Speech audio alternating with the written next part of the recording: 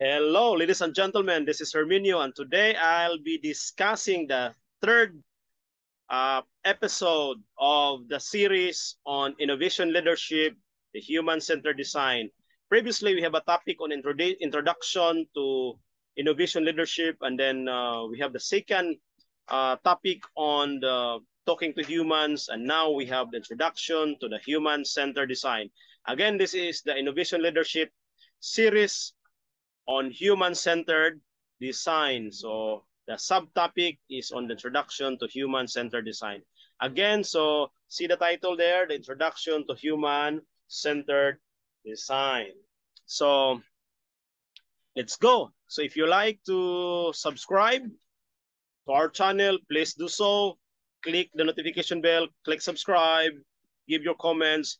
And aside from giving your comments, I would like also to encourage you um, to click notification bell, and not only that, if you can click all, much better, so that you'll get updated from time to time on the videos that we want to publish, and you can see updates of our channel. So again, the human-centered design is a process, so trust the process.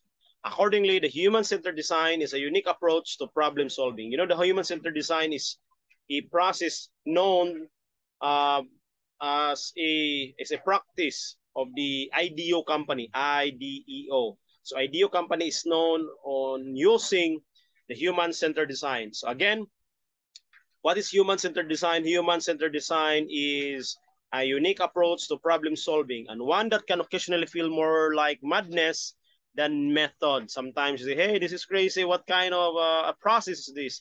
Yeah, but I want to advise you, simply trust the process. And again, you will be harvesting its fruits in the future. But you rarely get to new and innovative solution if you always know precisely where you are going. Remember this. So take note of the phrases that I've underlined from from these slides. So you rarely get to new and innovative solutions if you always know precisely where you're going. So again, in the second lecture on this series, I think I remember that I've told you, once you want to find the best, sometimes the best did not start, or it will not start in us, but sometimes from the people that surrounds us. So the process is designed to get you to learn directly from people. Open yourself up to a breadth of creative possibilities, and then zero in on what's most, again, the word desirable and feasible and viable for the people you are designing for. So again, you have to remember the things that are underlined here because they are the fundamentals of human-centered design, particularly the last phrases. So the criteria of being a human-centered design product or service model is, again, it is desirable, feasible, and viable. So guys, ladies and gentlemen, trust the process even if it feels uncomfortable. Yeah, you'll see that right at my back. So let's continue. And yeah, this is the process. If you try to look at it, there is divergence, convergence, and divergence, and convergence. So sometimes it diverges. Sometimes it seems that the data, it seems that what you've gathered are very complicated, so diverged. There are so many components. So it seems that it is so unclear, but at times it goes down to being simple. And again, it goes back to being complicated, and it goes down to being simple until you reach the simplest point of the process. And that you can say, Eureka, I found the best prototype for the people, from the people. Okay, so let's continue. So again, this is the criteria that I'm referring to is this. So this is the dynamic of the viable, desirable, feasible criteria. So when you try to start the process, create real impact. So how will you create a real impact? You have to consider these things. So the human-centered design is uniquely situated to arrive at solutions that are, number one, desirable and feasible and viable. So what does it mean by viable? There is a business side to it. Desirable is that people likes it, and feasible, you have the know-how how to do it. For short, you have the technology. So what will be your mindset if you want to be a human-centered designer? You start with number one, creative confidence, followed by you can make it mindset. You can learn from failure mindset. You have the empathy mindset. You embrace ambiguity mindset, optimism, and you have the stamina to iterate and iterate and iterate, reiterate, or keep on revising, redoing your prototype until you come up with the most acceptable prototype. So, guys, I hope you understand. So let's discuss one by one each of these mindset. Number one, so creative confidence, according to David Keeley, the founder of IDEOS. He said that creative confidence, that's not conference, so please excuse me, that's not conference, it's confidence, is the notion that you have big ideas and that you have the ability to act on them. Okay, remember those words. Make it. You are taking risk out of the process by making something simple first, and you always learn lessons from it. By Krista Donaldson, the CEO of the Rev. So this is really prototyping, right?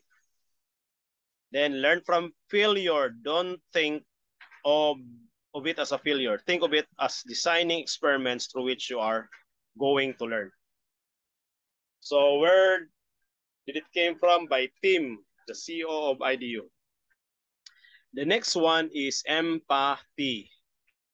In order to get to know to new solutions, you have to get to know different people and different scenarios and different places. You want to discover some solutions? Know the people that surrounds you, even those people whom you don't know. By Ime Olowale, the editor in residence of Stanford, that school.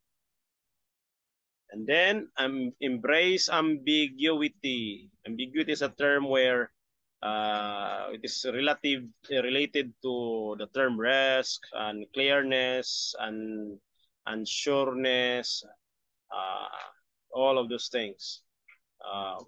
So how will you embrace ambiguity? We want to give ourselves the permission to explore lots of different possibilities so that the right answer can reveal itself. By Patrice Martin, co-lead and creative director of IDU.org.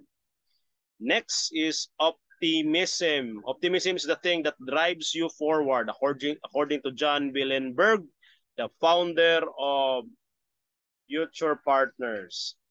And the last for the mindset is iterate, iterate, and iterate. By iterating, we validate our ideas along the way because we're hearing from the people we're actually designing. So guys, that is from Gabby Brink, the founder of Tomorrow Partners. So by repeating and repeating, we can validate our ideas, continually hear people, and we can really know what actually we are designing for and from. So our methods, we're done with the mindset. There are three ways. One is inspiration, ideation, and implementation. I call this one the I to the third power. So start with inspiration, ideation, and implementation. So inspiration could vary differently. So by looking at it, there are so many ways to get inspired.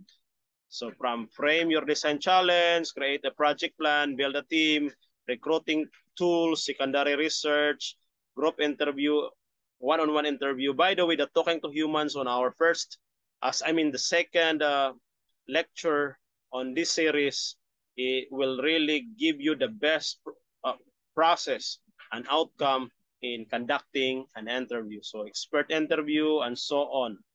So try to take note. There is a book on ID on this matter. But through this way, you will be inspired. So sometimes we do not like to do things because we do not have the tools to do it. This is the way. If you want to get inspired, talk to people. okay, or build a team, or create a project plan.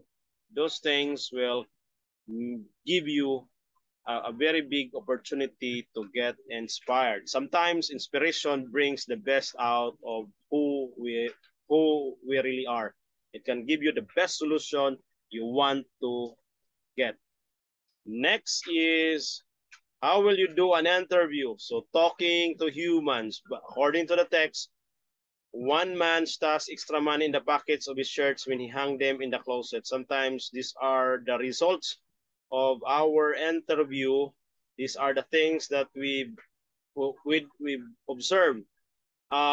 This is from the one that you can see above are the ones a product of the interviews from IDU.org among people who having low income.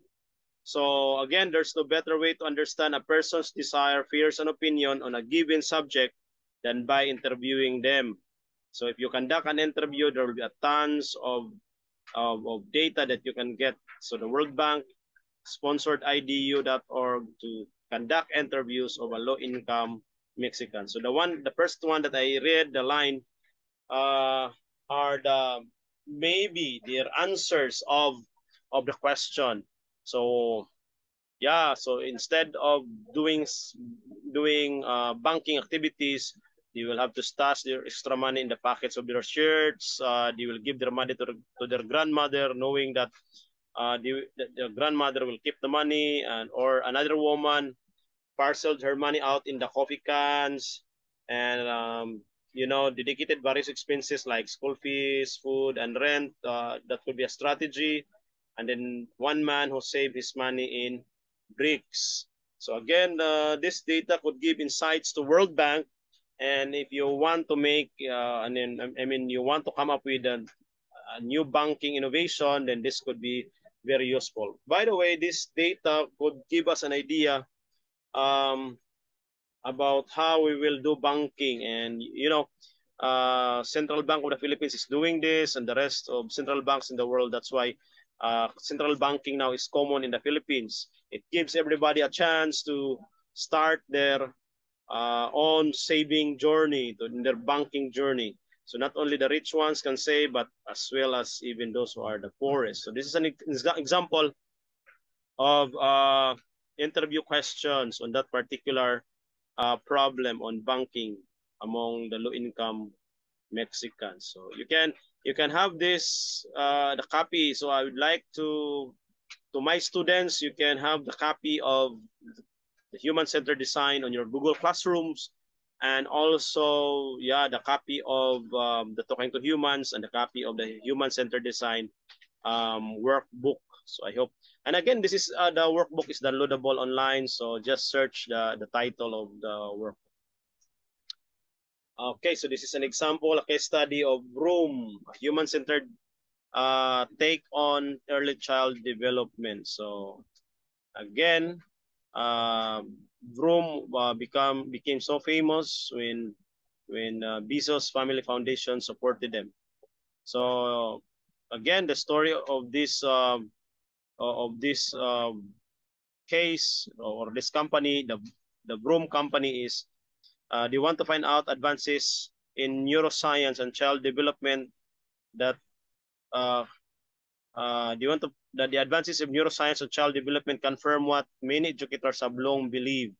So children's readiness for kindergarten hinges on positive engagement with their parents and caregivers during the first 5 years of their lives. So this is the most active period for brain development, when children's brains form new connections at a rate of 700 synapses per second. But as a society, American underinvest in children and families during the earliest years, so leaving far too much opportunity on the table. So for low-income parents who may have lacked good models themselves and may feel judged or blamed, much parenting advice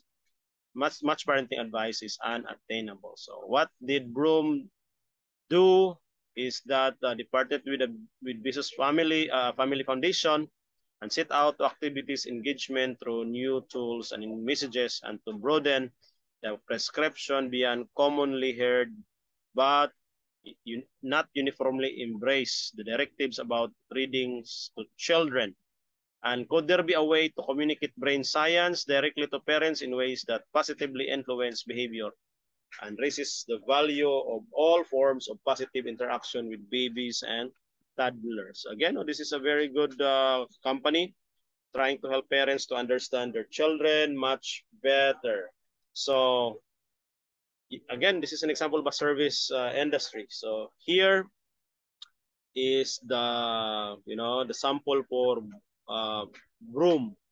And again, the result is very positive. Um, After extensive interviews with parents, child development experts, and pediatricians around the country, the IDEO.org team developed a large-scale messaging campaign celebrating everyday moments as learning opportunities. So whether sitting in the laundromat or shopping at the supermarket, the fundamental message was that taking advantage of the many chances to engage with a child strengthens the foundation of child's brain development. That's why Bezos Family Foundation supported the company of their endeavors, because it is so positive for our society. So you can go to the text and read further on this case. So let's go to so let's go to inspiration. Accordingly, what is inspiration in this example? The IDEO.org team undertook a highly immersive inspiration phase visiting low-income communities. So again, in the areas of New York, California, and Pennsylvania. And they conduct interviews with parents and to observe existing programs aimed at improving child development outcomes.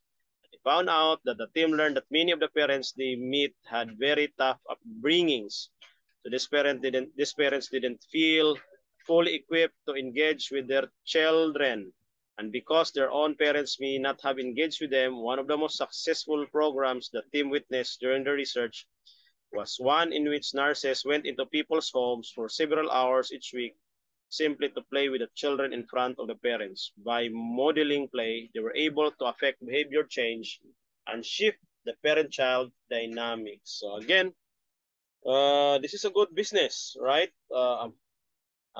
Business that offers services to help parents to be a better communicator for their children. So remember, broom. Next is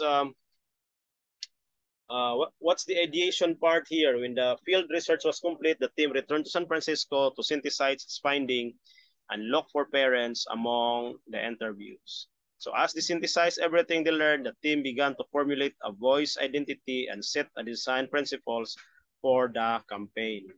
Okay? They came to some core principles that still guide Broom today. Ideas like speak in the voice of their peers withhold judgment, and all parents want to be good parents. These are like how they do it. No? The team came up with a series of personas, each of them representing a woman from the communities being served. They invited mothers to the office to review mood boards, listen to sample voices, and provide feedback on which character they trust for advice in child rearing. So from this feedback period, the team discovered that most parents, through though they weren't drawn to an academic approach to engaging their children, were very interested in science behind the behavior and brain development of their children. So the host of interviews, the team heard parents talking about a eureka moment after meeting with a neurologist who explained how the science works. It was a revelation that had a big impact on how they saw their role in bringing up their children. So the implementation, by the end of the inspiration and ideation phases, the IDEO.org team had created a strong, well-defined creative brief that could be handed to an advertising agency and used as the foundation for major campaigns. So they came up with provocations and prompts for people to play with their kids, as well as advertising strategy that included guerrilla interventions displayed in laundromat instead of on big billboards. So after another couple of years of refinement and more design work, Bezos Family Foundation launched the pilot of Broom in 2014 in King County, Washington. So that's it. So let's go to ideation. So these are the different types of ideation. So in our case, we will do prototyping and also rapid prototyping. So simple prototyping could be different from rapid prototyping. So in our case, we'll do rapid prototyping. And we have business model canvas. And again, we have a different series on the design of on related to business model canvas. This is a topic on how will you start your business from startup to being a very good functioning business. So try to look at this ideation tools. One is download your learning, step 5, find themes. How might we create frameworks, brainstorm rules, bundle ideas, and so on. So again, or determine what to prototype. So in our case, our ideation tool is prototyping. So try to look at each of these. Again, this video, for my students, you can have the ideation workbook for your guide. And again, thank you. So if you like to subscribe again, this is Herminio, and I will be so happy if you subscribe, like, comment before we go on with our topic. So ideation. So build your prototypes quickly, share them immediately, and keep on learning. That is rapid prototyping. Build your prototypes quickly, share them immediately, and keep on learning. So these are the basic steps, 1, 2, 3, and 4. I want you to read the basic steps from the textbook. So to read number 1, once you've determined what to prototype, it's time to build it. You can make any number of prototypes, like storyboards, role-playing, models, mock-ups. The goal here is to make something tangible that conveys the idea you want to test. No need to make it perfect, just make it good enough to get the idea across. Number three, how now take your prototype out and test it with people you're designing for and put it in their hands and ask them what they make it. Make sure to get feedback. So here is where you can integrate feedback and iterate. And once you're quickly built another prototype, you'll do it all over again until you got it right. So that is ideation, and you can read it from the book. We have an example of ideation there. We're doing rapid prototyping. The Juhodi Kilimo, a person from Kenya. And next one is, this is how they do it.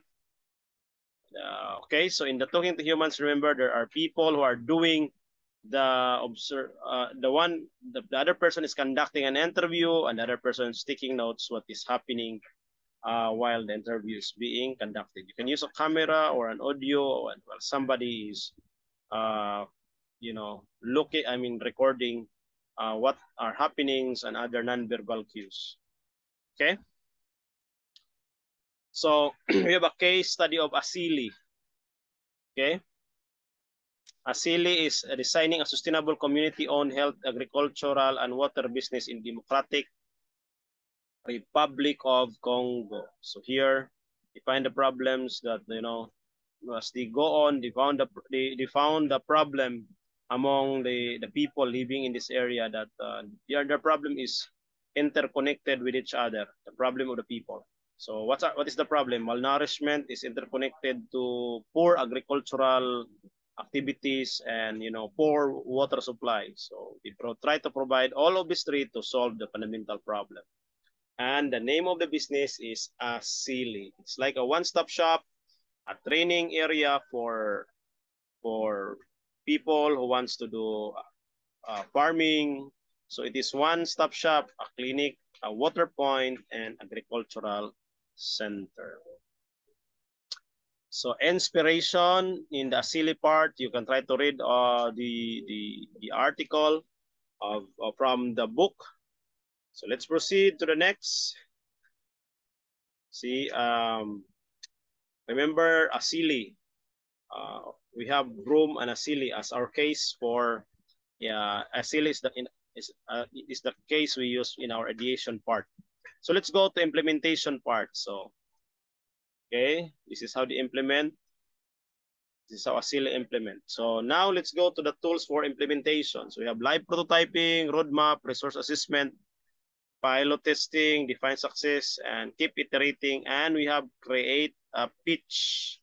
So creating a pitch. So this is what happened in the entrepreneurial management class, in innovation leadership class. This is what we do in the very last part of in the course requirements. So from, again, inspiration, ideation, and we have now implementation. So you need to pitch and look for capital for your business. Okay. So create a pitch. So now what your idea is pretty well set. You'll want to communicate it to founders, partners, and consumers, everyone. So pitching is not only for people who are close to you, but sorry, pitching is also for people whom you do not know. Okay, so create a pitch. So these are the basic steps in pitching. So number one, first thing you will want to articulate. So is the essence to articulate is the essence of your product, service, or experience. So offer context, the main thrust of your company, why it's different, and any call to action you're making. So try to succinctly explain it in less than a minute. And you'll want your pitch to be clear and ambiguous, so don't get bogged down in details. So sell your idea by sharing how and why it counts. So ladies and gentlemen, we have a new presentation, a different presentation and pitching, so just relax. So again, you can go and have the workbook on human-centered design and try to find out the basic steps. So next, you'll want to get the story into some kind of format. So it could be a pamphlet, a website, a book, or a presentation. You may need more than one, so you may need a graphic designer, a videographer, or writer to help.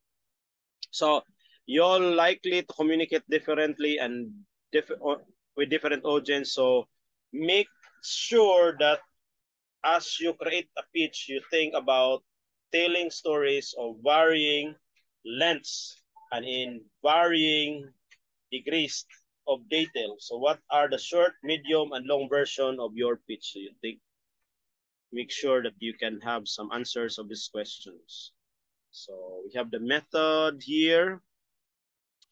And this is a format of how you can make a successful pitch. And then we have a case here on the toilets of Ghana's urban poor. Sometimes they have a problem on disposing their poop. So the Ghanaians have discovered the in-home toilets. A toilet servicing company, because the Ghanaians do not have in-home toilets. Maybe they will be pooping everywhere. So they invented the Clean Team. So the Clean Team designed a comprehensive sanitation system to serve the needs of low-income Ghanaians who do not have toilets. So the Clean Team service is a custom-designed standalone rental toilet as well as a waste removal system. So, but the design work extended to the entire service ecosystem, including branding, uniforms, a payment model, a business plan, and a key messaging. And Unilever partnered with the Clean Team. So people got a very good job, although it's a job related, it's not that clean. But in this area of Ghana, it's a very good opportunity for people to find work.